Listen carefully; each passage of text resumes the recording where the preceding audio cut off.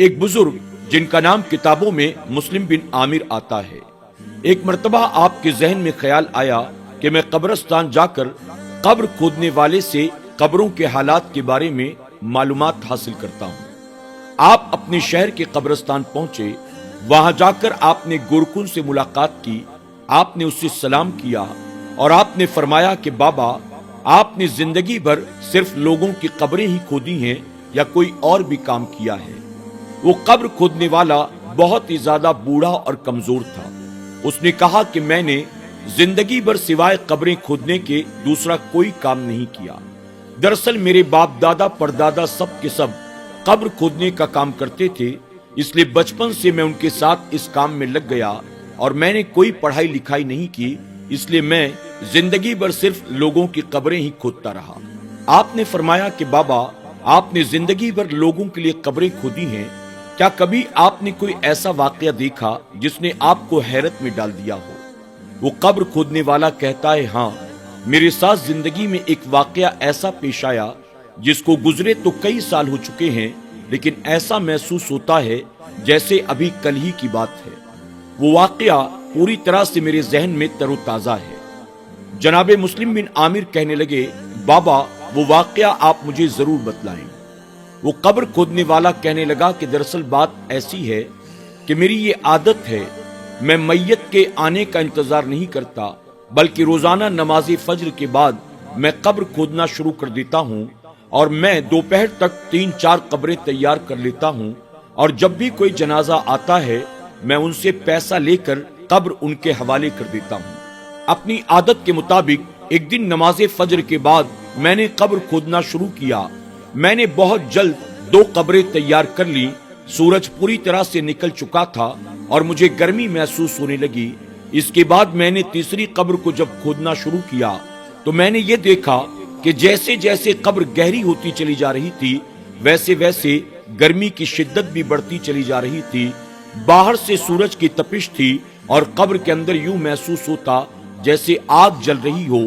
میں تھوڑی دیر کے لیے بیٹھا، میں نے آرام کیا اور پھر آگے بڑھ کر قبر کو کھودنا شروع کیا۔ میں نے زندگی میں پہلی بار یہ محسوس کیا کہ قبر جیسے جیسے گہری ہوتی چلی جا رہی تھی، ویسے ویسے قبر کے اندر سے گرمی کی شدت بڑھتی چلی جا رہی تھی۔ بہرحال میں نے وہ تیسری قبر بھی مکمل کر لی۔ تیسری قبر کو مکمل کرنے کے بعد ہاتھ منہ دھو کر میں ایک درخت کے سائے میں بیٹھ گیا۔ میں نے اپنا دسترخوان نکالا، ابھی میں کھانا کھانے والا تھا، اچانک میری نظر پڑی 2 گھڑ سوار قبرستان کے اندر داخل ہوئے۔ ان کے گھوڑے سفید رنگ کے تھے، آنے والوں کے جسم پر لباس بھی سفید رنگ کے تھے، ان کے سر کے بال، ان کی داڑھی بھی سفید رنگ کی تھی۔ یہ دونوں گھڑ سوار آتے ہیں، اپنے گھوڑوں سے نیچے اترتے ہیں، پھر پہلی قبر کے پاس گئے۔ ایک شخص نے قبر کا چاروں طرف چکر لگایا اور اس کے بعد دوسرے سے مخاطب ہو کر کہا، لکھو۔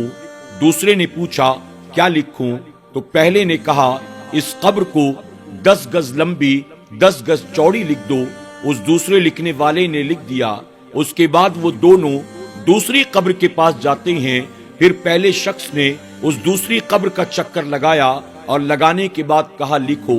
دوسرے نے کہا، کیا لکھوں؟ تو پہلے نے کہا، اس قبر کو حد نظر تک کشادہ لکھ دو، یعنی جہاں تک نظر جاتی ہو وہاں تک لمبی چوڑی لکھ دو۔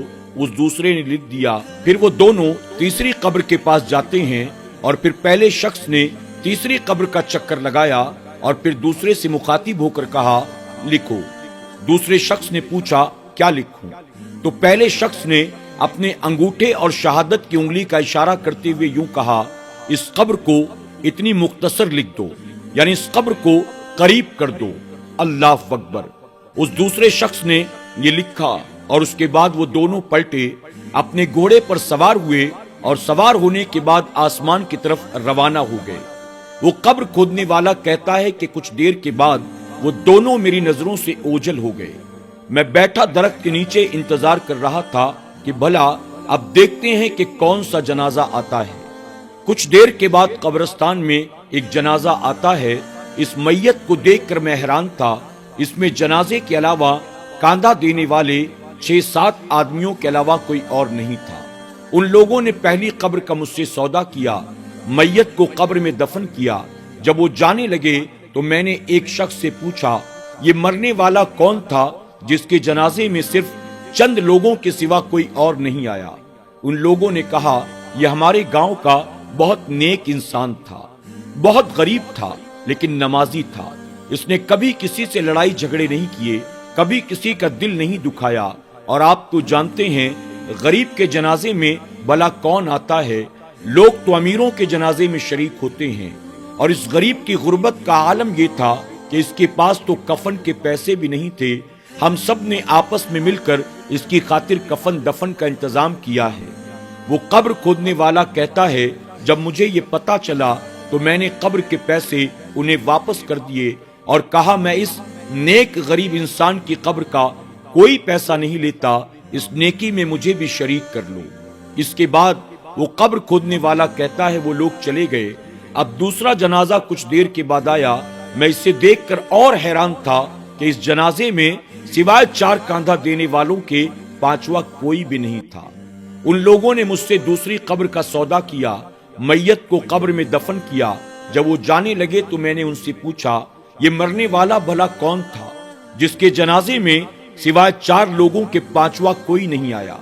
وہ لوگ کہنے لگے کہ بابا یہ تو ہم بھی نہیں جانتے کہ یہ شخص کون تھا، یہ کوئی مسافر تھا، کہاں جا رہا تھا، کہاں سے آیا تھا، اس کا پتہ کیا ہے، گھر بار کہاں ہے، اس کا نام کیا ہے، ہم کچھ بھی نہیں جانتے۔ ہم نے اس کو اپنی سواری پر مرا ہوا دیکھا، جب دیکھا کہ یہ مسلمان تھا تو ہم نے آپس میں چندہ جمع کیا اور اس کے کفن دفن کا اہتمام کیا ہے۔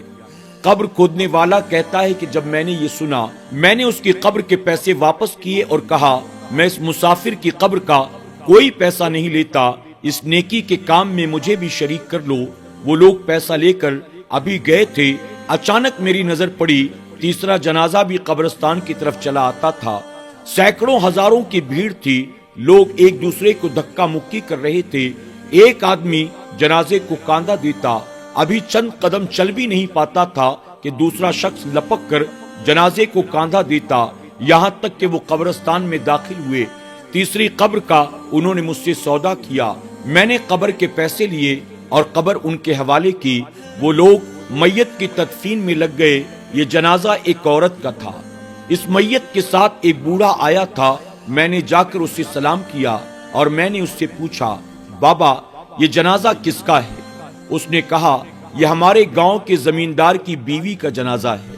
میں نے اس سے پوچھا کہ آپ کے زمیندار صاحب کی بیوی کے اعمال کیسے تھے، یعنی وہ کیسی عورت تھی؟ تو وہ شخص کہنے لگا میں نے اس کی نیکیوں کے حوالے سے کسی سے کوئی بات نہیں سنی، ہاں البتہ پورے گاؤں میں اس کے حسن و جمال کا چرچا تھا۔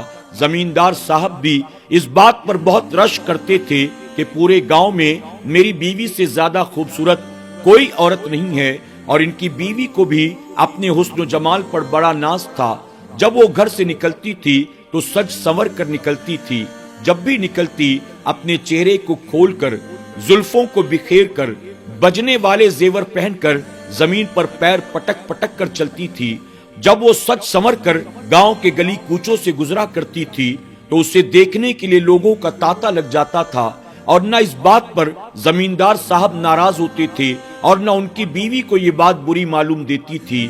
اللہ اکبر۔ مسلم بن عامر سے وہ گورکن کہتا ہے جب میں نے یہ واقعہ دیکھا فوراً مجھے یہ بات سمجھ میں آ گئی، ایک غریب نیک نمازی شخص اس سے پہلے کہ وہ قبر میں جاتا، رب تبارک تعالیٰ نے اس کی قبر کو 10 گز لمبا 10 گز چوڑا کر دیا ہے، اور ایک مسافر جو بے یار و مددگار تھا، اپنے اہل و عیال سے، اپنے گھر والوں سے دور سفر میں مارا گیا، اللہ تعالیٰ نے اس کے قبر میں جانے سے پہلے اس کی قبر کو حد نظر تک کشادہ فرما دیا ہے۔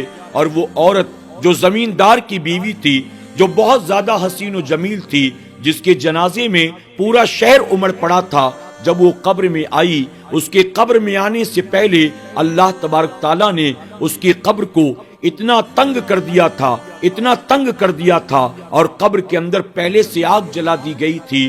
میں نے جب یہ دیکھا تو مجھے اس بات کا احساس ہوا کہ ایک انسان زمین پر جس طرح اپنی زندگی کو گزارتا ہے، اس کے قبر میں جانے سے پہلے اللہ تعالیٰ اس کے اعمال کے مطابق اس کے لیے انتظامات فرما دیتا ہے۔ اگر مرنے والا نیک ہوگا اللہ اس کی قبر کو جنت کا باغ بنا دے گا، مرنے والا اللہ کا نافرمان و باغی ہوگا تو اس کی قبر میں جانے سے پہلے اس کی قبر کو تنگ کر دیا جائے گا اور جہنم کی آگ جلا دی جائے گی۔ اللہ اکبر۔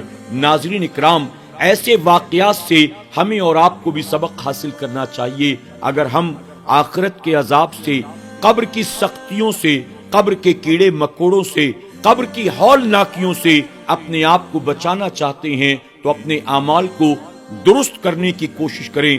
یہ نہیں کہ توبہ کر لیں گے، یہ نہیں کہ نیک بن جائیں گے۔ جب تک اللہ نے ہاتھ پیر میں طاقت دی ہے، جسم سے روح کا رشتہ جڑا ہوا ہے، اللہ کی بارگاہ میں رجوع کر لیں، توبہ کر لیں اور اپنے آپ کو نیکی کے راستے پر چلانے کی کوشش کریں۔ اللہ ہمیں اور آپ کو ایسی عبرتناک کہانیوں سے سبق حاصل کرنے کی توفیق عطا فرمائے، آمین یا رب العالمین۔ ناظرین اکرام، امید کرتے ہیں کہ آج کی ہماری یہ ویڈیو آپ کو ضرور پسند آئی ہوگی۔ اگر آپ نے ہمارے ویڈیو کو لائک نہیں کیا تو الوداع کہنے سے پہلے اسے ضرور لائک کر لیں۔ اگر آپ ہمارے پیج پر نئے ہیں، ہمارے پیج کو ضرور فالو کریں۔ اگر آپ ہمیں یوٹیوب پر دیکھ رہے ہیں، ہمارے چینل کو سبسکرائب کرنا نہ بھولیں۔